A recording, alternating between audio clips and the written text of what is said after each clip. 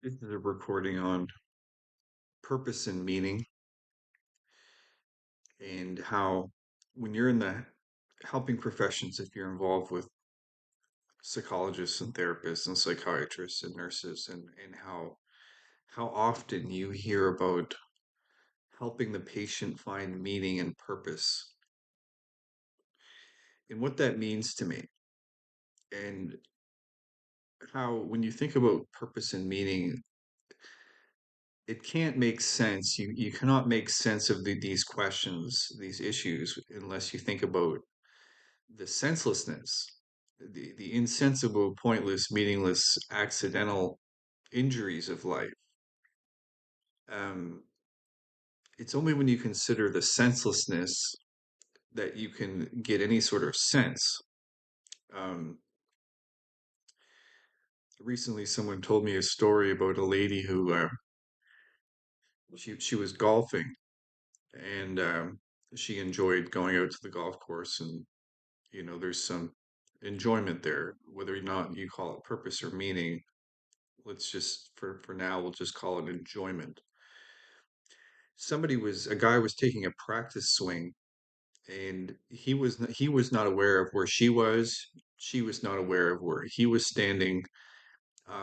He took a practice swing full speed, and the driver hit her in the back of the head and gave her a concussion. uh, the injury was so bad that she to this day doesn't step foot on a golf course. That's an example of how when you're in the pursuit of enjoyment and you're in the pursuit of meaning and purpose in life, you come across accidents and injuries and safety issues and um, people making your life so much harder than it has to be. Um, if you had to choose between going going out to a golf course and having a good time or getting clocked in the back of the head by a driver and having a concussion, I'm pretty sure most people would choose enjoyment.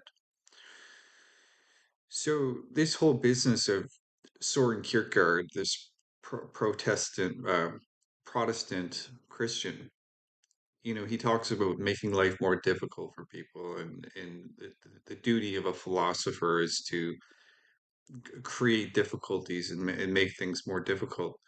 Um, I don't quite see it that way, especially physically, when you're talking about the physical body and how it has to access the various resources we have.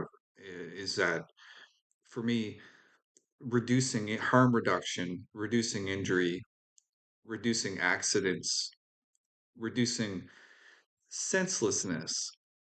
The Because when you're talking about meaning and purpose, you again you come across what I regard as senseless senseless accidents and chaos and injuries, and how the meaning and purpose of my life is to reduce the injuries and chaos and mishaps. And that's why as an adult, I'm not crazy about driving a car. Driving vehicles is not something I'm all that thrilled about. um, if I do drive a car, safety is the number one concern. um, I can remember being a teenager and having access to a car, and my buddies in high school also having access to cars. And teenagers and cars are a bad combination, and not all teenagers drive irresponsibly, but many do. And they're in the pursuit of enjoyment, and that pursuit of various enjoyments, you come across a lot of accidents and mishaps and injuries, and especially when alcohol's involved. So, I'm very much in favor of abstinence when it comes to alcohol and intoxicants, spending money on intoxicants. I'm looking to reduce the harm, harm reduction, and the senseless injuries and That's the meaning and purpose of my life is really to not have those injuries, those senseless concussions, those collisions with the physical on the physical.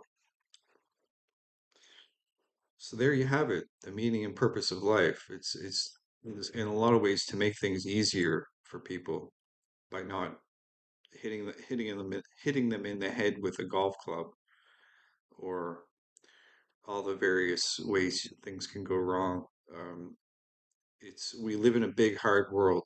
It's a really we are small soft creatures in a very hard difficult world, and um, I'm anti-natalist.